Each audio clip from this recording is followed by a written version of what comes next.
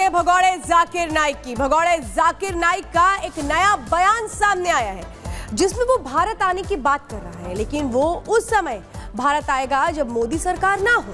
साथ ही जाकिर नाइक को भारत आने पर गिरफ्तारी का डर भी सता रहा है। एक स्पेशल रिपोर्ट दिखाते हैं इससे जुड़ी। अगर अभी मोदी नहीं रहा और जो नेक्स्ट गवर्नमेंट अगर जस्ट रहेंगी तो जरूर जाऊंगा मैं।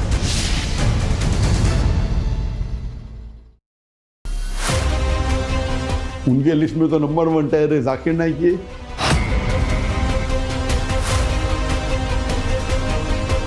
अगर अभी मोदी नहीं रहा और जो नेक्स्ट गवर्नमेंट अगर जस्ट रहेंगी तो जरूर जाऊंगा मैं। आखिरकार भारत के भगोड़े आतंकी जाकिर ने यह मान ही लिया कि उसे पीएम मोदी से डर लगता है।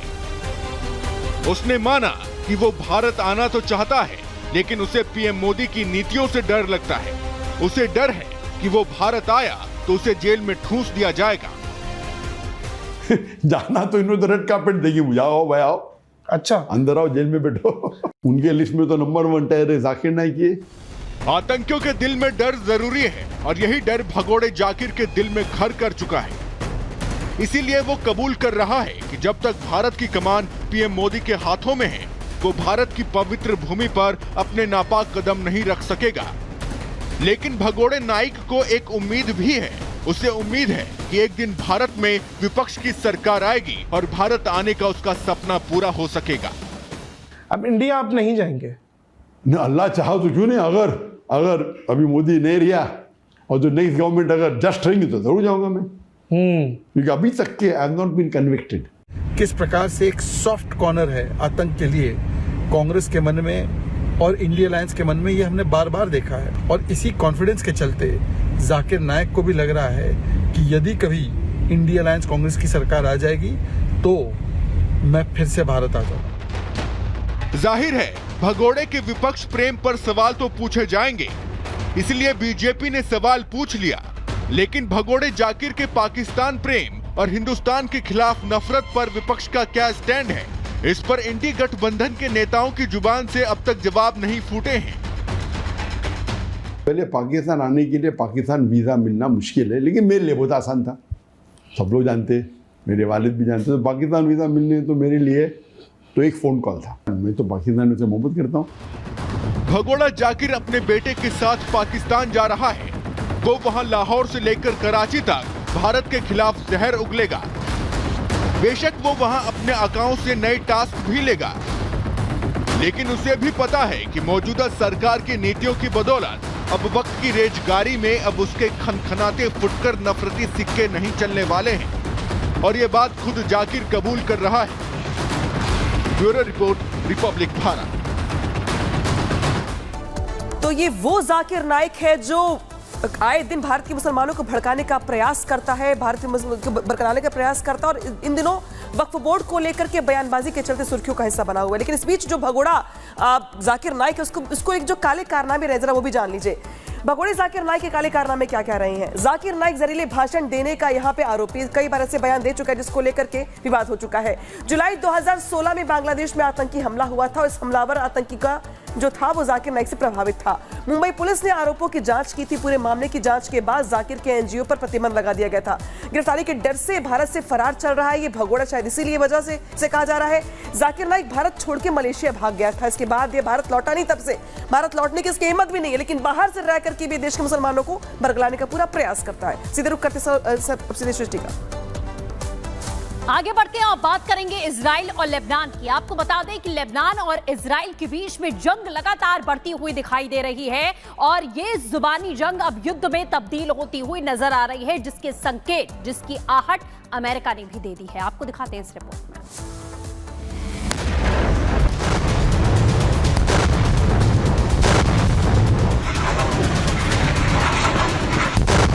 क्या इजराइल लेबनान युद्ध का अलार्म बज गया? हम ऐसा इसलिए कह रहे हैं क्योंकि पेजर वॉर के बाद लेबनान और इजराइल आमने सामने हैं। दोनों देशों के बीच रॉकेट और ड्रोन वार जारी है। बमों के साथ साथ जुबानी तीर भी चलाए जा रहे हैं। रविवार को हिजबुल्लाह ने इजराइल पर सबसे बड़ा हमला किया। हिजबुल्लाह की ओर से इजराइल पर 100 से ज्यादा रॉकेटों से हमला किया गया। हिजबुल्लाह के रॉकेट हमले से इजराइल में खतरे का सायरन बजने लगा, जिसके बाद लोग वहां मौजूद बम शेल्टर में तुरंत चले गए। इस हमले के बाद बौखलाकर इजराइल ने भी हिजबुल्लाह पर जोरदार एयर स्ट्राइक की। वहीं दोनों पक्षों के बीच जारी तनाव का अब पूर्ण युद्ध में बदलने का खतरा बढ़ता जा रहा है। डिफेंस एक्सपर्ट्स भी इस बात से इनकार नहीं कर रहे। देखिए क्या हो रहा है, अभी आप देखें तो ग्राउंड ऑपरेशंस के पहले, जिसके लिए उन्होंने इजराइल ने 3 डिवीजन वहाँ पर लगाए हैं, 98 डिवीजन है, 36 डिवीजन है, और ये इन्फेंट्री डिवीजन है जिसमें आर्मर भी है, जिसमें पैरा कमांडोज भी हैं। इसके अलावा 210 जो है कि आपका गोलान हाइट के अंदर में जो एक डिवीजन है उसका पाइन ब्रिगेड है। इसके पहले जो वो कार्रवाई कर रहे हैं उसके बारे में हमको जानना जरूरी है। सूत्रों के मुताबिक इजराइल कभी भी लेबनान पर आक्रमण कर सकता है। इसके लिए इजराइल ने पहले ही अपनी उत्तरी सीमा पर हजारों की संख्या में सैनिकों को टैंकों, तोपों और दूसरे सैन्य साजो सामान के साथ तैनात कर दिया है। गाजा पट्टी से वापस लौटी सैन्य टुकड़ियों को भी लेबनानी सीमा की ओर भेजा जा रहा है। इजरायली लड़ाकू विमान भी लेबनान के ऊपर उड़ान भर रहे हैं। सारी दुनिया को इस बात का बहुत बड़ा खतरा है कि जो इजराइल हमास वॉर है, इजराइल हिजबुल्लाह वॉर है, इजराइल हुती के बीच जो चलेगा, क्योंकि वो सारे हमास के कॉज को सपोर्ट कर रहे हैं, पैलेस्टीन कॉज को सपोर्ट कर रहे हैं। तो ये किसी भी समय एस्केलेट हो सकता है, जिसमें ईरान भी आ जाएगा, क्योंकि ये ईरान की तीनों बड़े क्लोज एक्सिस ऑफ रेजिस्टेंस में पार्टनर्स हैं। लेकिन इस वक्त जो हिजबुल्लाह के साथ में जो ख़ास तौर से पेजर्स और वॉकी टॉकीज़ और इन सब में जो टेक्नोलॉजिकल अटैक के थ्रू काफ़ी सारे लोग मारे गए, जो दहशतगर्दी हो गई है वहाँ पर, उससे सारी दुनिया में एक बड़ा अजीब तरह का माहौल है।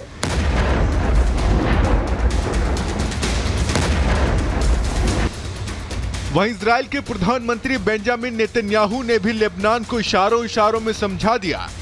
नेतन्याहू ने रविवार को कहा कि तेल अवीव ने हाल के दिनों में लेबनान में सशस्त्र समूह हिजबुल्लाह पर ऐसे हमले किए हैं जिनकी वो कल्पना भी नहीं कर सकता था। अगर हिजबुल्लाह ने संदेश नहीं समझा है तो मैं आपसे वादा करता हूं कि वो संदेश को समझेगा। लेबनान के दक्षिणी और इजराइल के उत्तरी इलाके का माहौल इस वक्त ठीक नहीं है, क्योंकि युद्ध के खतरनाक अलार्म के बीच अमेरिका ने महातबाही का नया हूटर बजा दिया है। अमेरिका ने लेबनान में रह रहे अपने सभी नागरिकों को लेबनान छोड़ने का गाइडलाइन जारी किया है। इसके संकेत साफ हैं, क्योंकि इजराइल कुछ बड़ा करने वाला है।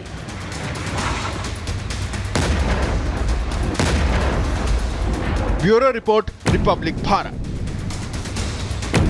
और चलिए अब बात करते हैं इंडियन आर्मी के अदम्य साहस की, जिसमें एक तरह से कहें कि बड़ी उपलब्धि शामिल हो गई है। सियाचिन से इंदिरा पॉइंट तक का सफर कैसे तय किया गया और कैसे एक नया कीर्तिमान स्थापित किया गया है, 1 मिनट की रिपोर्ट में दिखाते हैं। भारतीय सेना क्या कुछ कर सकती है ये पूरी दुनिया जानती है। एक बार फिर भारतीय सेना की टेरिटोरियल आर्मी ने अनोखा कारनामा कर दिखाया है। मौका था टेरिटोरियल आर्मी के प्लेटिनम जुबली सेलिब्रेशन का, जिस मौके पर सेना ने सियाचिन ग्लेशियर से इंदिरा पॉइंट तक लगभग 5500 किलोमीटर की दूरी तय की है। इस एक्सपीडिशन की शुरुआत सियाचिन ब्रिगेड के कमांडर ने सियाचिन ग्लेशियर से हरी झंडी दिखाकर की। 21 सितंबर को टीम 54 दिनों की लंबी यात्रा पूरी करते हुए इंदिरा पॉइंट पहुंची। टीम ने इंदिरा पॉइंट पर पानी के अंदर तिरंगा फहराया, जो भारत का सबसे दक्षिणी छोर है और 2004 की सुनामी के दौरान पानी में डूब गया था। 22 अगस्त को टीम दिल्ली पहुंची थी, जहां उन्होंने नेशनल वॉर मेमोरियल पर श्रद्धांजलि अर्पित की। इसके बाद उन्होंने आगे की यात्रा शुरू की और इंदिरा पॉइंट तक पहुंचे और पानी के अंदर भारतीय सेना और राष्ट्रीय ध्वज को फहराया। Bureau report, Republic Bharat.